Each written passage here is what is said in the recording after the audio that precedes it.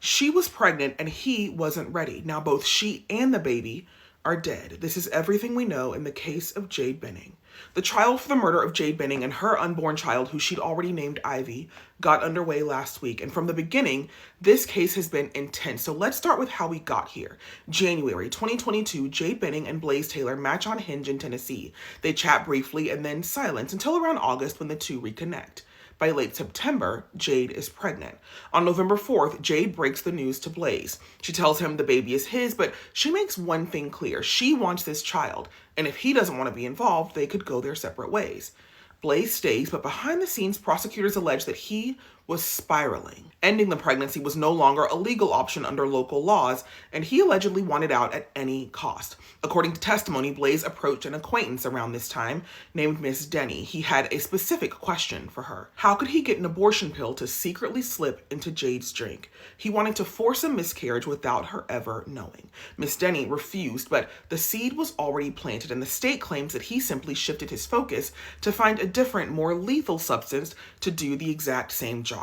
By February, Jade is 5 months pregnant, and she and Blaise decide to have a date night. Blaise drives over to Jade's apartment. Some friends stop by, but they leave the couple alone for their night together. Those friends said that Jade was completely fine, happy, normal, and excited, but late that night, the apartment turns into a living nightmare. Jade suddenly becomes violently ill. In a panic, she called her best friend, Najah Jackson, who can hear Jade saying, "What did you put in my drink, Blaise? You're scaring me. I know you put something in my drink. You did this so something can happen to the baby." Najah loops in another friend. As they hear Jade's voice getting weaker and weaker, the call ends, but the friends call back, and they speak to Blaise. He says that Jade is having an allergic reaction, and he keeps asking if she has an EpiPen, which to Najah is odd because Jade had zero history of allergic reactions to even need an EpiPen. But Blaise somehow convinces them that he's handling the situation, so her friends did not call 911. In the early morning hours of the next day, Blaise finally makes that call. On the recorded audio, he sounds frantic, telling dispatchers that they'd just been painting and getting cookies when Jade suddenly suffered a severe allergic reaction.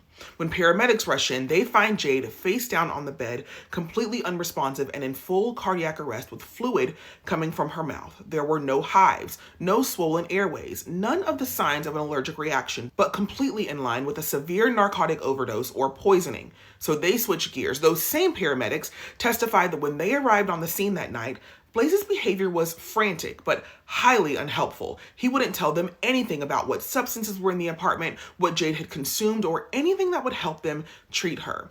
Jade was clinically dead when she got to the hospital that night. The ER team managed to restart her heart and intubate her and started running tests. The next day, Jade's unborn daughter died in utero. Jade hung on for one more week, hooked up to life support machines while her family and friends watched and waited for answers. She never woke up. On March 6th, 2023, the exact day of her 25th birthday, Jade Benning passed away.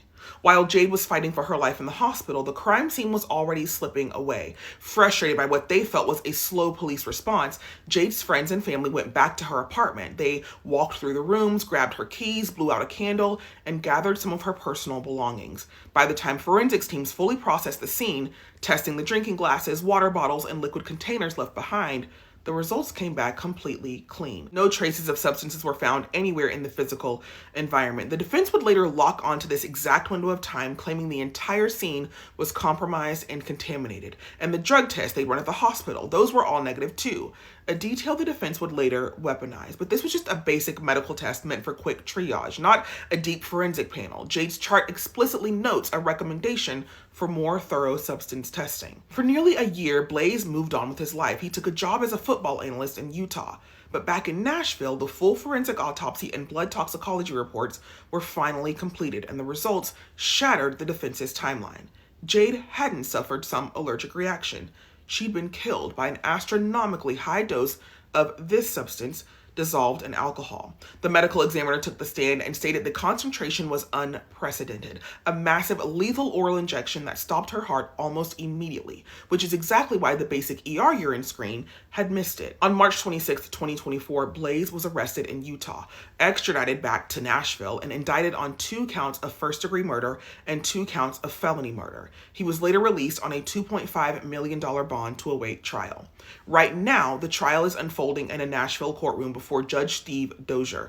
Prosecutors are calling this a planned poisoning and building their case around three main things: the terrifying audio of Jade's final phone call, the medical reports showing the massive amounts of drugs in her system, and the witness who says that Blaise tried to buy abortion pills months before. But the defense is fighting back by pointing out the weak spots in the physical evidence. They're questioning the detectives about why the apartment wasn't locked down, reminding everyone that all the cups and the bottles tested clean, and bringing up Jade's past casual use of Mary Jane and ADHD medications. The defense is arguing that Jade might have taken the substances on her own, betting that because the police never found the actual cup or the bottle used to hold the poison, the jury will have just enough reasonable doubt to let Blaise walk away a free man. Follow to stay updated. I'm Angel, and this is Red Flag Files.